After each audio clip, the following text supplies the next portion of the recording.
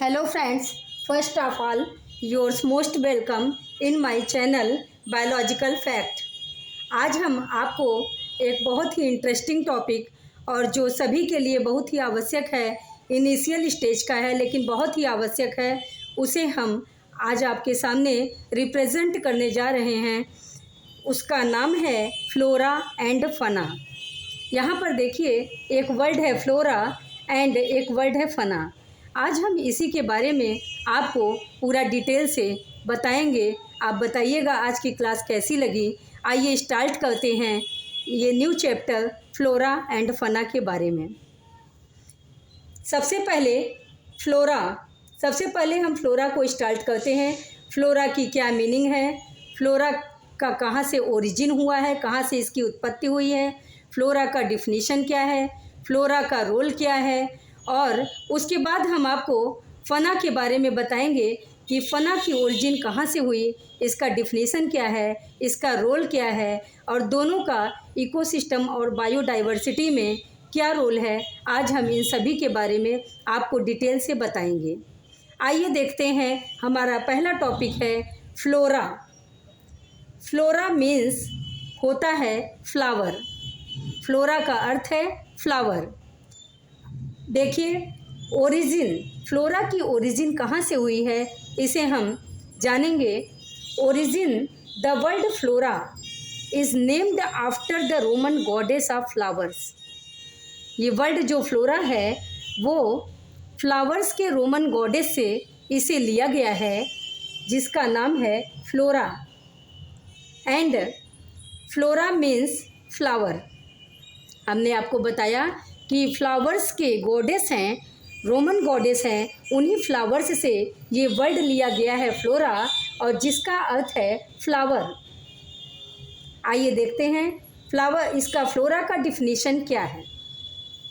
All plant life, flora means definition, all plant life including trees, सभी पौधों का जीवन जिसमें सभी शामिल हैं, ट्रीज शामिल हैं, फ्लावर्स सारे फूल शामिल हैं, ग्रॉसेज यहाँ तक कि घास भी शामिल है, ग्रासेस भी शामिल हैं, एंड फंजाई, फंजाई मीन्स कवक, कवक भी इसमें शामिल है।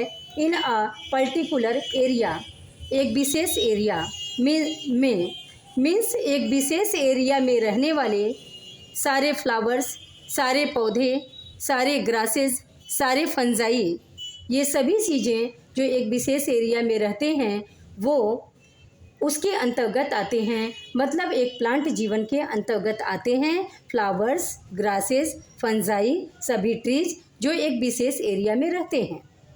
क्योंकि एक विशेष एरिया में रहने के कारण उन पौधों का कलर उस एरिया के हिसाब से होता है। जैसे आप देखेंगे कि कुछ पौधे ट्रॉपिकल जोन में रहते हैं, कुछ पौधे सब ट्रॉपिकल जोन में रहते हैं, और कुछ पौधे मतलब फॉरेन के भी होते हैं, तो उनके रंग, आकार, रूप, लंबाई, चौड़ाई सभी चीज़ें भिन्न भिन्न होती हैं। तो वहाँ यहाँ पर यही बात है कि एक विशेष एरिया में रहने वाले सारे प्लांट्स, सारे फ्लावर्स, सारे ग्रासेस, सारे फंजाई सभी को दर्शाता है ये वर्ड फ्लोरा। चाहे वो विशेष एरिया कोई भी हो, चाहे फॉरेन का ही कोई विशेष एरिया हो, चाहे इंडिया का कोई विशेष एरिया हो, ये सभी फ्लोरा के अंतर्गत आते हैं। आइए देखते हैं फ्लोरा का क्या रोल है, सोशल रोल क्या है फ्लोरा का। प्रोड्यूसर्स इन एन इकोसिस्टम, एक इकोसिस्टम में रहने वाले जो प्रोड्यूसर्स होते हैं, यानी पौधे जो होते हैं वो प्रोड्यूसर का काम करते हैं। मीन्स पौधे जो होते हैं वो एनिमल्स के लिए उत्पादक का काम करते हैं, और एक इकोसिस्टम को जो कि इकोतंत्र होता है इसको मेंटेन करते हैं।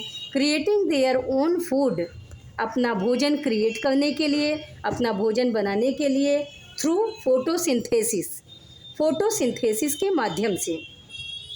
मीन्स जितने भी पौधे होते हैं वो सभी के सभी प्रोड्यूसर होते हैं, मीन्स उत्पादक होते हैं। मीन्स अपना भोजन खुद अपने से ही बनाते हैं। ये हरे पौधे होते हैं इसलिए ये उत्पादक का कार्य करते हैं, और ये अपना भोजन खुद अपने से ही बनाते हैं। और किस क्रिया के द्वारा बनाते हैं, तो फोटोसिंथेसिस की क्रिया के द्वारा बनाते हैं। आइए जानते हैं, ये हुई बात फ्लोरा की। हम आपको बताए कि फ्लोरा का ओरिजिन, फ्लोरा का डिफिनीशन एंड फ्लोरा की क्या रोल है एटमॉस्फेयर में, इकोसिस्टम में और इकोसिस्टम बैलेंसिंग में। आइए जानते हैं फना का क्या डिटेल्स है। फना के बारे में हम ओरिजिन जानते हैं। फना का origin the Latin word for animal, जंतुओं के लिए Latin word derived from the goddess फनस। चूँकि एक गॉडेस हैं उनका नाम है फनस, चूँकि एक गॉडेस है उनका नाम है फनस, इसी फनस वर्ड से इन सभी एनिमल्स को, जो कि लैटिन वर्ड है फनस, इनसे लिया गया है। मीन्स फना वर्ड का ओरिजिन लैटिन वर्ड से हुआ है। लैटिन वर्ड का नाम है फनस और जो फनस जो है वो फनस गॉडेस का नाम है। इसी फनस वर्ड से ये फना वर्ड लिया गया है और फना का अर्थ होता है एनिमल। यहाँ पर हम लिख देते हैं एनिमल्स। फना का मीन्स है एनिमल्स। अगर कभी भी आपको ये वर्ड मिल जाए फना, तो आप टोटल समझिए फना का सिंपल सा अर्थ होता है एनिमल्स, यानी सभी जीव इसमें शामिल होते हैं, सभी जानवर, यहाँ तक कि सभी प्राणी, यहाँ तक कि मनुष्य और सारे जीव जंतु, चाहे वो कितने भी छोटे जीव जंतु हों और चाहे वो कितने भी बड़े जीव जंतु हों। जैसे मनुष्य आता है, ह्यूमन बीइंग, कैट, डॉग, यहाँ तक कि डायनासोर्स और सारे एनिमल, ऑल टू ऑल सारे एनिमल्स फना के अंतर्गत आते हैं। आइए देखते हैं इनका फना का डिफिनीशन क्या है। ऑल एनिमल लाइफ, सभी एनिमल लाइफ यानी संपूर्ण जीव जगत, संपूर्ण जीव जगत जिसमें सारे एनिमल्स शामिल हैं। एनिमल्स यानी एनिमल्स के अंतर्गत सबसे बड़ा ह्यूमन भी इसमें शामिल है। फ्रॉम इंसेक्ट्स, हमने आपको बताया छोटे कीट पतंग जो होते हैं वो भी इसमें आते हैं। And fish to mammals, fish भी आता है, मैमल्स भी आता है और मैमल्स के अंतर्गत मनुष्य भी आता है। एंड बर्ड्स भी आते हैं। मतलब सारे जीव जंतु, पूरे जगत के जीव जंतु इसमें आते हैं।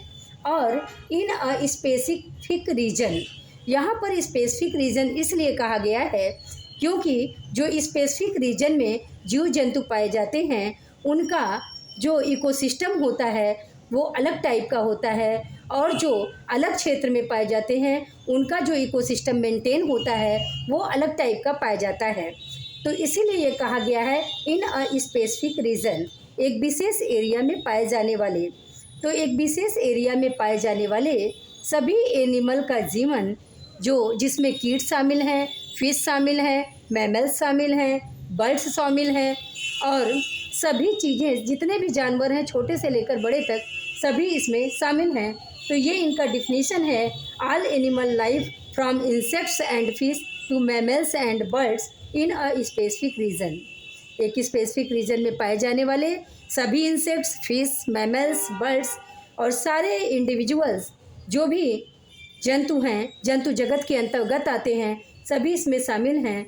तो ये इन्हें परिभाषित करते हैं, किसको? फना को। आइए देखते हैं फना का रोल क्या है, यानी एनिमल्स का रोल क्या है जंतु जगत में, कहाँ कहाँ इनका रोल है। आप समझिए कि बहुत सारे जगह इनका जो है रोल है। आइए देखते हैं इनका रोल क्या है। कंज्यूमर्स इन, आप सबसे पहले एक बात जान लीजिए कि जो पेड़ पौधे होते हैं, अभी हम आपको ऊपर बताएं, फ्लोरा में सारे प्लांट्स आते हैं, प्लांट्स प्रोड्यूसर होते हैं और फना में सारे एनिमल्स आते हैं। तो एनिमल्स जो होते हैं कंज्यूमर होते हैं। मीन्स फ्लोरा के यानी प्लांट्स के कंज्यूमर होते हैं फना यानी एनिमल्स। तो इनका रोल है फना का कंज्यूमर्स इन एन इकोसिस्टम। जितने भी पारितंत्र में कंज्यूमर होते हैं, कंज्यूमर मीन्स उपभोग करने वाले, उपभोक्ता। तो कंज्यूमर जितने भी इकोसिस्टम में हैं, रिलाइंग ऑन प्लांट्स, जो कि पौधों पर निर्भर हैं, आर अदर एनिमल्स, या तो फिर दूसरे जंतुओं पर निर्भर हैं, जैसे हमने आपको बताया था, जैसे अभी इसके पहले हमने आपको स्नैक के बारे में बताया था, तो स्नैक जो थे वो दूसरे स्नैक्स को भी, जो छोटे छोटे स्नैक्स होते हैं उनको भी खाते थे और बड़े स्नैक्स को भी खाते थे। वही बात है कि रिलाइंग ऑन प्लांट्स और अदर एनिमल्स, मतलब या तो ये जानवर पौधों पर निर्भर रहते हैं और या तो ये जानवर अन्य छोटे छोटे जानवरों पर निर्भर रहते हैं। क्यों निर्भर रहते हैं? अपने भोजन के लिए। अपने भोजन के लिए ये दूसरे पौधों पर या दूसरे जंतुओं पर निर्भर रहते हैं, इसलिए ये कंज्यूमर की श्रेणी में आते हैं।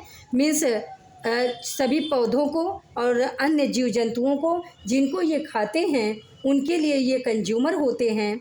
और इस तरह से कंज्यूमर और इस तरह से प्रोड्यूसर का रोल यहाँ पर बता रहा है कि ये एक इकोसिस्टम भी मेंटेन करते हैं। क्योंकि हम आपको इसके पहले भी बताते रहे हैं प्रे प्रीडेटर रिलेशनशिप क्या होता है।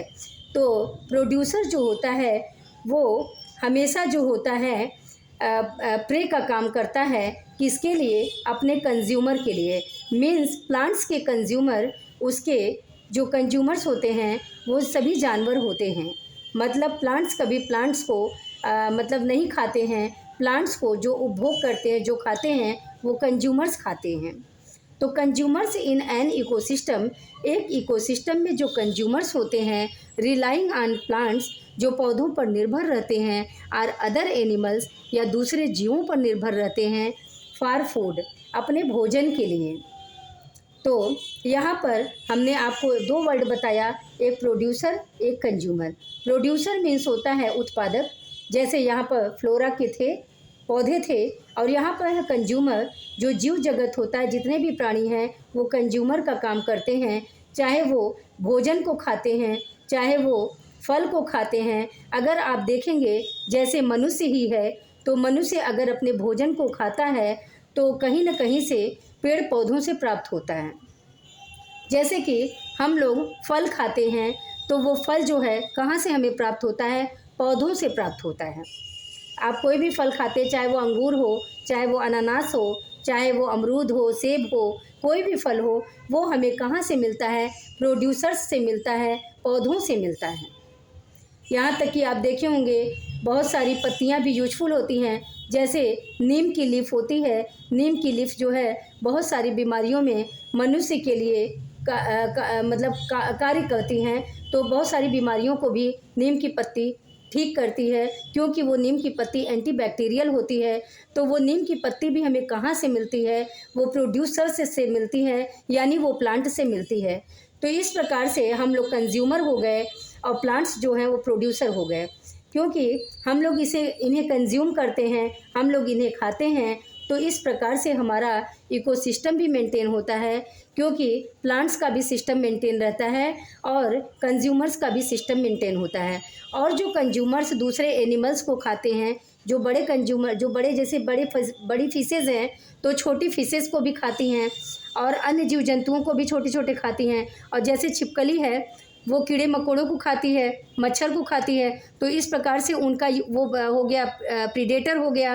तो इस प्रकार से कंज्यूमर के रूप में जो प्रीडेटर्स का काम करते हैं ये जीव जंतु, तो इससे इकोसिस्टम हमारा बैलेंस्ड होता है, इससे हमारा इकोतंत्र मजबूत होता है। क्योंकि अगर ये इकोसिस्टम मेंटेन नहीं होगा तो कीट पतंगों की संख्या बढ़ जाएगी, मच्छरों की संख्या बढ़ जाएगी और इकोसिस्टम इम्बैलेंस हो जाएगा। मीन्स इकोसिस्टम असंतुलित हो जाएगा। आइए देखते हैं, ये बात रही फना की। आइए देखते हैं अब फ्लोरा और फना दोनों क्या करते हैं, कहाँ कहाँ सिमिलरिटीज़ हैं, कहाँ कहाँ अंतर हैं। आइए देखते हैं दोनों का एक साथ रोल क्या है। बोथ मेंटेन एन इकोसिस्टम, हमने आपको बताया कि दोनों के दोनों प्रोड्यूसर भी और ये जो अभी आपको बताया कंज्यूमर भी और प्रोड्यूसर भी मेंटेन करते हैं इकोसिस्टम को, कि एक जीव जंतु दूसरे जीव जंतु को खाते हैं और एक जीव जंतु पौधों को भी खाते हैं। तो इस प्रकार से हमारा जो इकोसिस्टम है वो मेंटेन होता है, इंटरडिपेंडेंट फॉर सर्वाइवल। चूँकि ये एक दूसरे पर निर्भर रहते हैं अपने भोजन के लिए, अपने शेल्टर के लिए, इसलिए ये आपस में एक दूसरे पे डिपेंड रहते हैं। इसी को कहते हैं इंटरडिपेंडेंट। इंटरडिपेंडेंट मतलब अंतर निर्भरता, जो जीव एक दूसरे पर निर्भर रहते हैं उन्हीं को कहते हैं इंटरडिपेंडेंट। तो ये अपने सर्वाइवल के लिए, अपने शेल्टर के लिए, अपने भोजन के लिए एक दूसरे पर निर्भर रहते हैं। तो both maintain an ecosystem interdependent for survival.